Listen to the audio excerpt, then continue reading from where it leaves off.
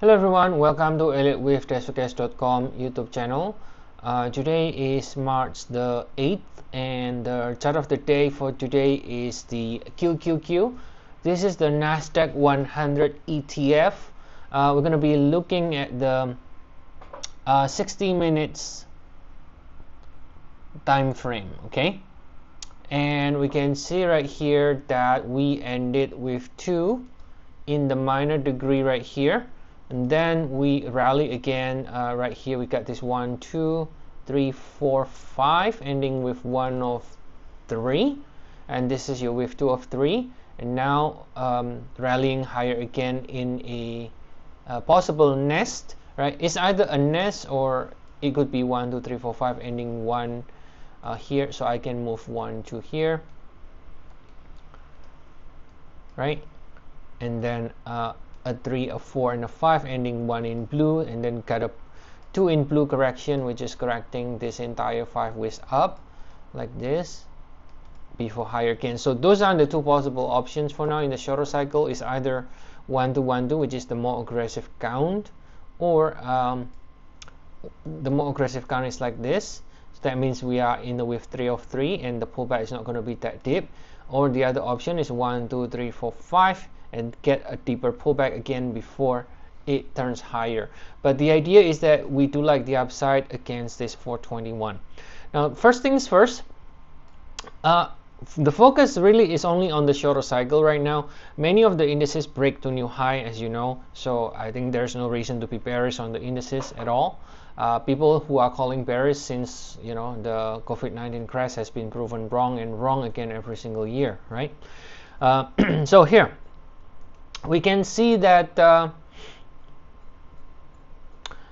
we need to break above this peak first, right? Because until it does, technically speaking, there's always this possibility, right? There's always this possibility that we can see a bigger pullback, right?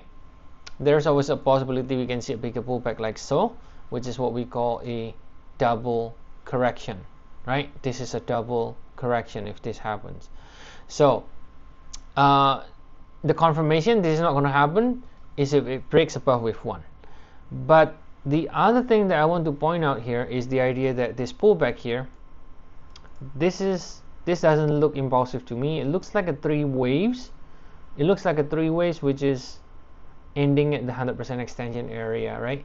And plus, not only just the QQQ, if you look at other indices, Russell breaks higher, ES breaks higher, so there's no reason to think that this is bearish, right?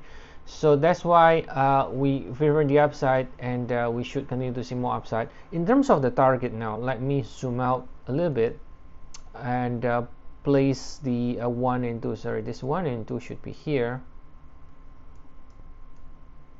which is the same as the 1 and 2 here. The 2 here is 421.65, right? So that's where it is. And then you have 1 to here. Now in terms of the target higher, okay, so if you look at this structure here, the next target is going to be with 3 extension, right? Like this. So it will be 458, which is the 100% extension of the 1. Now if you think about it, okay, just looking at the 4 hour, this seems to me it belongs to the same cycle here, because it just basically trade within this channel. Now it only breaks right here, and that's why this is the new cycle and this is the connector, right? So if you think about it, this looks like a 1, 2, 3, 4, 5, right? So let's say this is ending with 1 and this is ending with 2.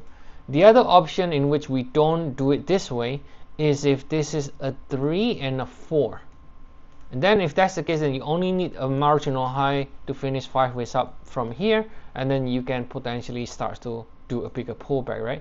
But I don't think that's I don't think that is more likely than what we are presenting. Now the problem is that if you want to call this a wave 3, then this 1, 2, 3, 4, 5 has an overlap in the subdivision between 1 and 4, which is not allowed inside with 3, right? And that's why I think a 1, 2, 1, 2 is a better sort of interpretation for now as I see it, and therefore then we can see what's the next potential target using the conservative way to measure, which is going to be just 100% extension of the 1, which is this area here. 459 will be the next possible target to the upside for QQQ.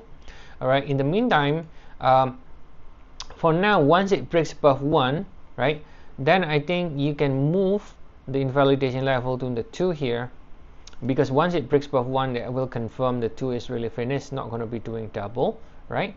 And then we should continue to see more upside until 459. The other option, in case it actually sells off, which I don't think is going to happen, but in case it really sells off, then it's going to be doing a double in this wave 2. Now in that case, you have this leg as your first swing, this leg as your second swing, right? So you're going to have 1, 2, and then 3, and this is going to be your next support zone between 425, 433, and from here we could be ending with 2, and then starts to go higher again afterwards.